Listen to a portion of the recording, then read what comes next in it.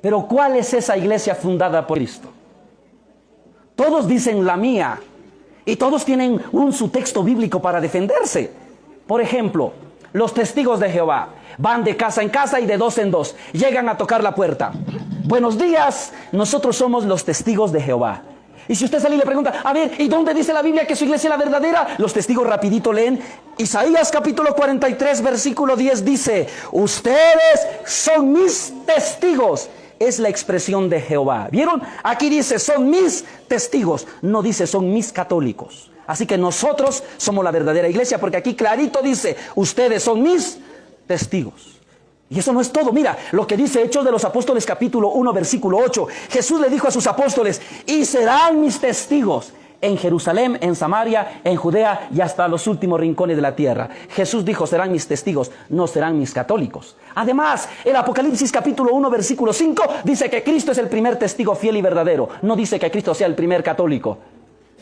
¿Y cómo se queda el católico? Con ganas de hacerse testigo de Jehová. Se van esos y llegan los adventistas del séptimo día. Y los adventistas del séptimo día dicen, nuestra iglesia es la verdadera. Y si tú le preguntas, a ver, ¿dónde lo dice la Biblia? Facilito.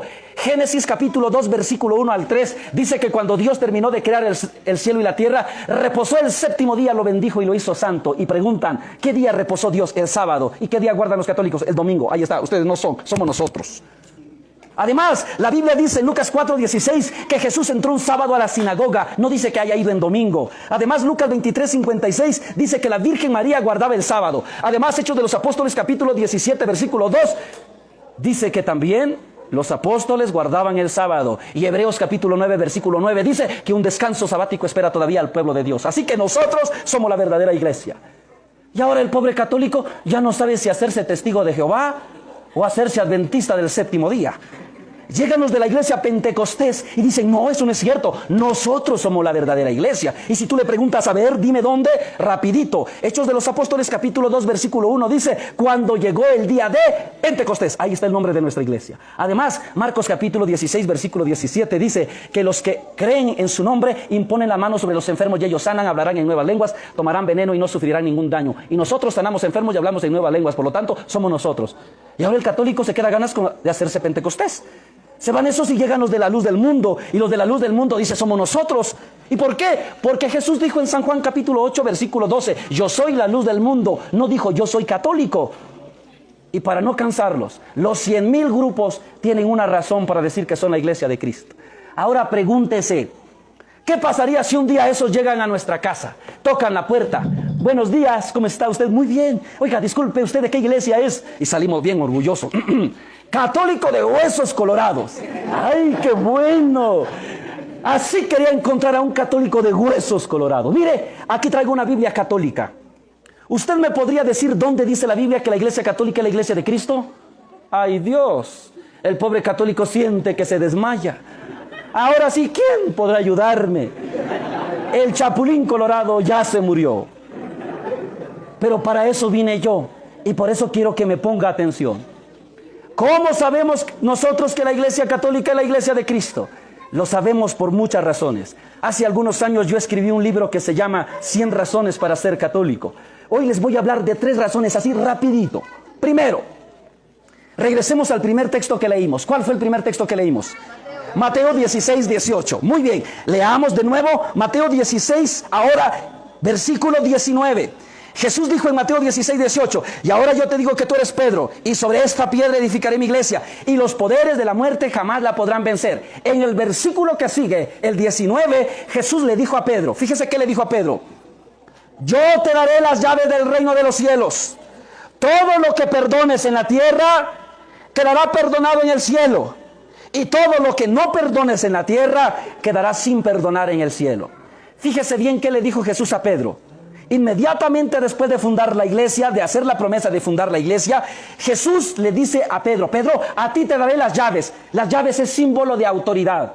Le da autoridad ¿para qué? Para perdonar los pecados. Por eso le dice, lo que tú perdones en la tierra, quedará perdonado en él. Entonces les hago una pregunta. ¿Jesús le dio a Pedro poder para perdonar los pecados? ¿Sí o no? Sí. Lo dice la Biblia. Y el que no esté de acuerdo con esto, que le saque la hoja a la Biblia. Pero es claro, Jesús le dijo a Pedro, lo que tú perdones en la tierra, quedará perdonado en él. Ahora, ¿cómo sabemos entonces cuál es la iglesia de Cristo? Sabemos cuál es la iglesia de Cristo investigando cuál iglesia posee la autoridad que Cristo le entregó a Pedro. Vaya y pregunte con un pastor protestante: pastor, ¿usted tiene autoridad para perdonar los pecados? Y el pastor le va a decir: no, solo Dios puede perdonar pecados, yo no, gracias. Usted no es de la iglesia de Cristo, porque la iglesia de Cristo recibió la autoridad para perdonar los pecados. Usted puede ir a cualquier iglesia protestante, ningún pastor tiene esta autoridad. Vaya con un sacerdote católico y pregúntele: Señor, ¿usted tiene autoridad para perdonar los pecados? ¿Qué le va a decir? Sí. Entonces, si los ministros católicos tienen la autoridad para perdonar los pecados, entonces la iglesia católica es la que viene de Cristo, porque es la que conserva la autoridad que Cristo le confirió al apóstol Pedro. Segundo, cuando Jesús fundó su iglesia, Jesús estableció un pastor. ¿Cómo se llama ese pastor? Vayamos a la Biblia. San Juan, capítulo 21, versículo 15. Escuche lo que dice la Biblia. San Juan, capítulo 21, 15 al 17. Dice así: cuando terminaron de comer, ojo, cuando terminaron de comer, Jesús dijo a Simón Pedro: Simón, hijo de Juan, ¿me amas más que estos? Contestó: sí, Señor, tú sabes que te quiero. Jesús le dijo: cuida a mis corderos. Le preguntó por segunda vez: Simón, hijo de Juan, ¿me amas? Pedro volvió a contestar: sí, Señor, tú sabes que te quiero. Jesús le dijo: cuida mis ovejas. Insistió Jesús por tercera vez: Simón, hijo de Juan, ¿me quieres? Pedro se puso triste al ver que Jesús le preguntaba por tercera vez si lo quería, y le contestó: Señor, tú lo sabes todo y tú sabes que te quiero. Entonces Jesús le dijo: cuida mis ovejas. ¿Cuántas veces le preguntó Jesús a Pedro si le quería? 3 veces. ¿Saben por qué Jesús le preguntó 3 veces? Porque Pedro lo había negado antes 3 veces. Porque los protestantes dicen: Pedro no puede ser el pastor de la iglesia porque negó a Cristo. Sí, es verdad que negó a Cristo, pero fíjense cómo piensan los protestantes. Los protestantes piensan que Jesús le dijo a Pedro: Pedro, a ti te daré las llaves. Pero después de que Pedro negó a Cristo, los protestantes se imaginan que Cristo le dijo a Pedro: devuélveme mis llaves, porque fuiste un cobarde, ahora dame las llaves de vuelta. Sin embargo, Cristo no hizo eso. Cristo confirmó a Pedro como jefe de la iglesia, y por eso le dijo a Pedro: Pedro, cuida mis ovejas. ¿Y cómo se le llama a la persona que cuida las ovejas? Pastor. Cuando Jesús le dijo entonces a Pedro: Pedro, cuida mis ovejas, Jesús está constituyendo a Pedro el primer pastor de la iglesia. Ahora, escuche bien esto. Jesús le dijo: cuida mis ovejas. Pregunta: ¿quiénes son las ovejas de Cristo? Nosotros. ¿Es verdad? Sí.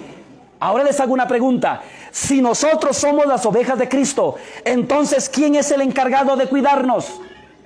Pedro. Exactamente. Si nosotros somos ovejas de Cristo, Pedro es el encargado de cuidarnos, porque Jesús le dijo a Pedro: Pedro, cuida mis ovejas. Así que todo aquel que se considera oveja de Cristo tiene que ser apacentado por Pedro. Y este texto, cómo me encanta leérselo a los que no son católicos. Yo les pregunto: ¿eres oveja de Cristo? Y ellos me dicen: sí. Entonces obedeces a Pedro como pastor, y me dicen: no. Ahí está. Entonces no eres oveja de Cristo, porque las ovejas de Cristo aceptan a Pedro como su pastor. Tercera razón, rapidita. Romanos capítulo 15, versículo 28, dice que San Pablo fue a predicar a España. Fíjese bien, San Pablo fue a predicar a España.